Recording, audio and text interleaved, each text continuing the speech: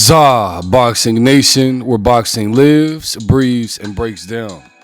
Today's episode is extremely packed, and honestly, boxing fans, the sport is moving crazy right now. We've got the WBC doing something that has the entire boxing world scratching their heads.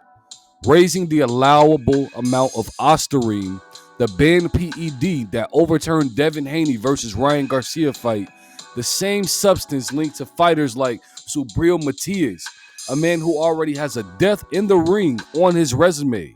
And somehow, this new rule might let him continue fighting Dalton Smith with no consequences.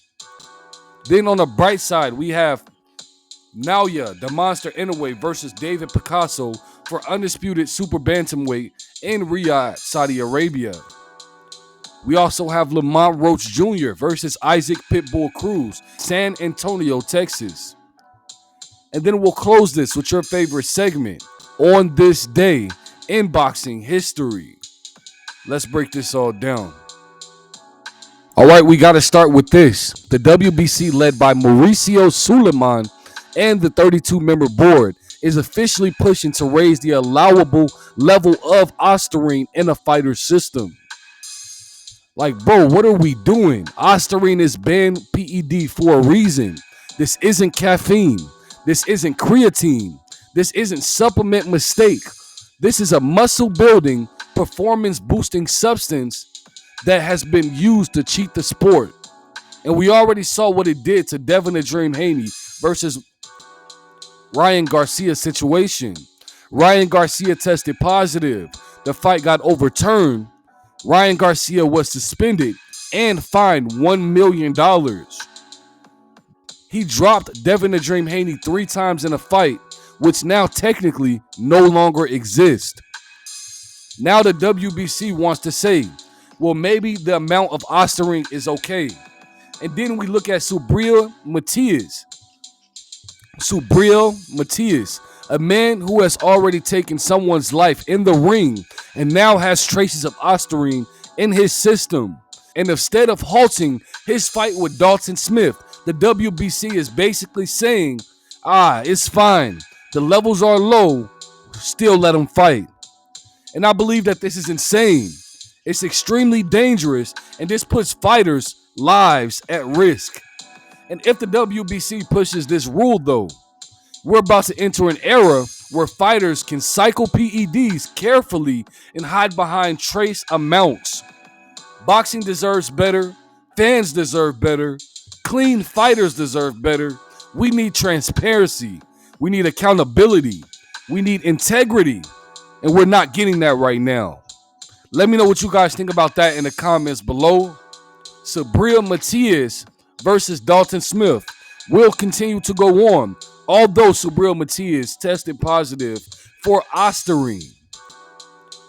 December 27th, Riyadh, Saudi Arabia, at the Mohammed Abdo Arena. This is the one. This is the fight that hardcore boxing fans have been waiting for. Naoya the Monster Inoue, who is 31 wins, 0 losses, and 27 big wins coming by way of knockout, versus David Picasso, who is 32 wins, 0 losses, 1 draw, and 17 big wins coming by way of knockout. What's on the line is the Undisputed Super Bantamweight title. This will be the Monster versus Picasso. Naoya Inoue, his strengths in this fight would be that he's a pound-for-pound killer. He has insane timing, razor-sharp footwork, KO power in both hands, freak-level shot selection, and one of the best finishers in the sport today. His weaknesses could be that he takes risks early, he usually gets dropped and still comes back for the win, can be hit flush while trying to dominate the fight. David Picasso is much bigger and longer. Naoya Inoue is hunting legacy. He wants to be mentioned with the greats: Manny Pac-Man Pacquiao, Floyd Money Mayweather, Terrence Bud Crawford, Roberto Duran, and a lot more. This will be another undisputed run that gets him closer and closer. Now, for David Picasso, this guy is a dark horse. This dude is legit. The casuals don't know him. Hardcores respect him.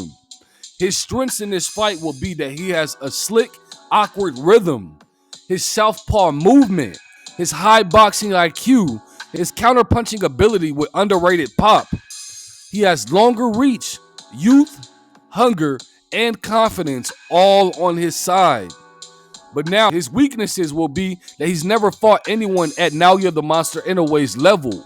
His defense can get lazy in exchanges, especially mid-range. That's where Naoya the Monster Inoue capitalizes. David Picasso sometimes is too patient. I believe how this fight will play out will be that David Picasso's length and movement are going to test Naoya Inoue early in the fight. But Naoya the Monster Inoue has too many layers. His feints, hand traps, body jabs, his pure killer instinct, his precision and accuracy will allow him to be successful. For David Picasso, I believe that he will win moments, but Naoya the Monster Inoue wins the fight. So my official prediction will be Naoya the Monster Inoue by late stoppage between rounds 8 to 11. Let me know what you guys think about this fight in the comments below. Naoya the Monster Inoue versus David Picasso, December 27th in Riyadh, Saudi Arabia at the Mohammed Abdo Arena. December 6th at the Flashback Center in San Antonio, Texas. This is a war. This is gas tank versus discipline. This is pressure versus precision. Lamont Roach Jr., who is 25 wins, 1 loss, 2 draws, and 10 big wins coming by way of knockout, versus Isaac Pitbull Cruz, who is 28 wins, 3 losses, 1 draw, and 18 big wins coming by way of knockout. For Lamont Roach Jr., his strengths in this fight will be that he has extremely clean technique, excellent distance control, a crisp jab, accurate counterpunching ability, and a much better boxer of these two fighters. His weaknesses are he can be backed up. He doesn't always sit down on his shots.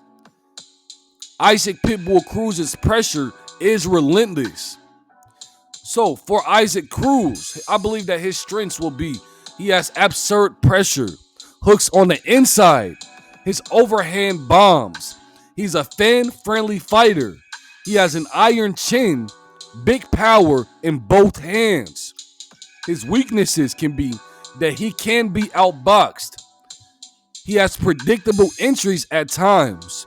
Lamont Roach Jr. is the better technician of these two fighters. But this fight comes down to, can Lamont Roach Jr. keep Cruz off of him for 12 rounds? Isaac Pitbull Cruz will apply insane pressure. Lamont Roach Jr. will box beautifully early. Isaac Pitbull Cruz takes over late if Lamont Roach Jr. can't earn his respect. This might be a split decision territory. This might even be fight of the year territory. Let me know what you guys think about this fight in the comments below. Lamont Roach Jr. versus Isaac Pitbull Cruz, December 6th at the Flashback Center in San Antonio, Texas.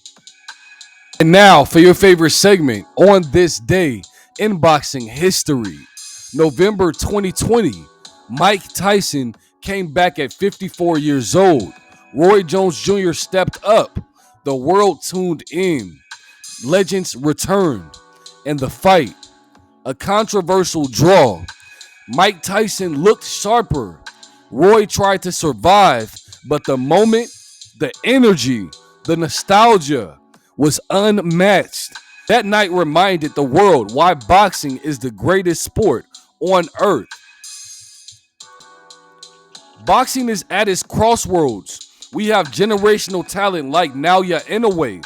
We have warriors like Cruz versus Roach. We have legends like Mike Tyson reminding us where it all started. And then we have sanctioning bodies risking the sport with nonsense like raising Ostarine limits. We need to protect the fighters. We need to clean boxing. We need accountability. Stay locked in, stay tapped in, and stay ready. But that wraps up my segments for today. Don't forget to like, comment, share, subscribe, and turn on post notifications so you never miss out on an update. But this is ZABoxingNation, where champions get analyzed and legends are made. And if you're new here, keep your hands up, and I'll catch you in the next one.